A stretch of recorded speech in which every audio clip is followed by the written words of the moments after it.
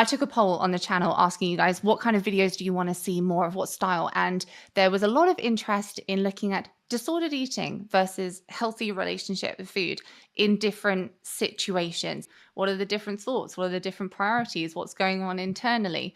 And the way that I want to kickstart this series is by using an analogy to get across what it feels like to have a healthy relationship with food. You may have never had a healthy relationship with food or known peace in your way of eating. And to you, it might seem completely alien. In the same way, someone that's always had a healthy relationship with food will find it completely alien that you can't just eat whatever you want, eat freely, and just listen to your body. People with a healthy relationship with food, unless they've undergone training in this area, will find it very hard to understand why you think so much about food, why you care so much about food, why you feel like you have to make yourself go hungry, why you feel this compulsive need to eat a lot of food in a short amount of time. So what does it feel like to have a healthy relationship with food? One of my clients a couple of years ago, she put it so brilliantly. And so I'm going to expand on the analogy that she used, but credit to her for it. I won't name her, but credit to her for it. Think about the last time that you had a shower. For one reason or another, it felt like the right time to get in. You were in there for as long as felt right, and you used whatever soap you did, and you had the temperature on the one that felt right to you.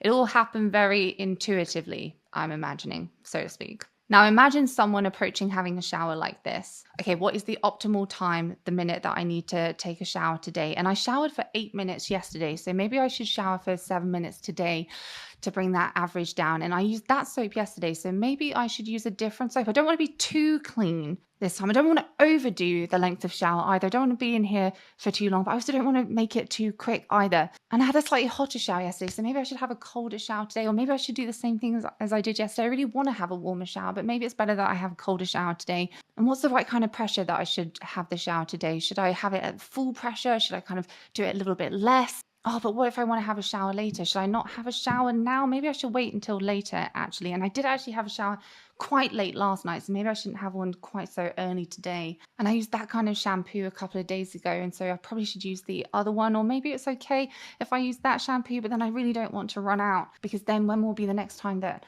I have the opportunity to buy that shampoo? Or maybe I could use half the amount of that shampoo and then half the amount of the other shampoo just to kind of even it out. And okay, if I'm going to be in there for 7 minutes today, that means I should probably spend about 45 seconds just standing there, and then I should probably spend about 1.5 minutes cleaning my body. So then that leaves me a minute to shampoo, and that leaves me a minute to do my conditioner. Oh, but I need to leave my conditioner in for at least 30 seconds though. And am I going to brush my teeth while I'm in the shower this time, or should I brush my teeth after? I'm not really sure. And then which towel should I use when I get out of the shower? I want that full length one, because then it's easier for me to dry my entire body, but it's also warm outside, so maybe I'll go for one that's shorter. Should I turn the extractor fan on while I'm having the shower? I like it when it gets steamier in there, but then that's also not particularly great for my skin. Oh, and I'm traveling tomorrow, so I might not have the opportunity to have a shower tomorrow, so maybe I should have 2 showers today. Okay, well then the shower shouldn't be 7 minutes. Maybe this one can be 6 minutes, and then my one later can be a shorter one. It can maybe 3 minutes long. And then maybe it makes sense to then have one that's 5 minutes the day after, and that sort of kind of brings it back into balance.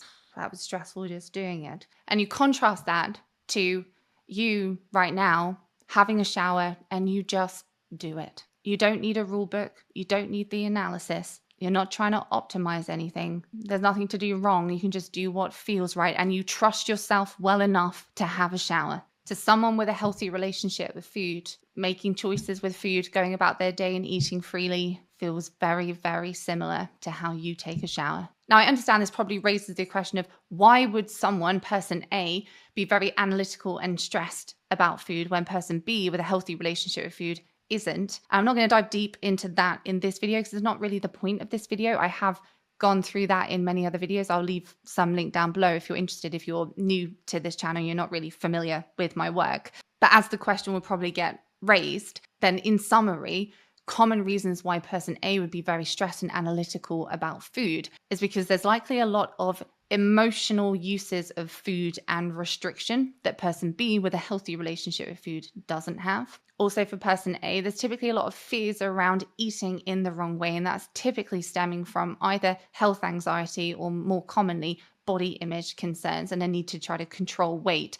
And that can easily set up this narrative of there's a right way of eating, there's a wrong way of eating. It sets up rule-bound thinking around food. So in summary, and this is a massive summary, but in summary, when someone has emotional uses and they use food and restriction to emotionally regulate in some way, or big ways, and there's rule-bound thinking with food and fears surrounding body changes and a desperate desire to control body or control health. And there's a lot of experience of breaking those rules. That means, in essence, that tends to breed analysis, anxiety, and a lack of self-trust. And so while person B with a healthy relationship with food can just eat freely, as it were, and just they trust themselves to eat well enough and take care of themselves well enough, they don't have to think too much about it. For person A, it can seem almost impossible for such a thing to be intuitive. Wonderful. As I say, this is the introduction to this series of disordered eating versus healthy relationship with food.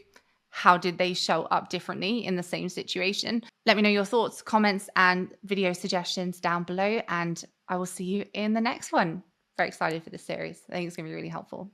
Bye for now. Oh, I forgot to say, if you are struggling in your relationship with food at the moment and you want a normal and healthy relationship with food, or you think that you do, you want to explore it, you want to discuss it, then you're very welcome to book in a call with us below. We'd be very happy to have an initial chat with you to understand where you're at, what you're struggling with, and what you need to see if we're able to help, or at least provide you with some additional insights. See you in the next one.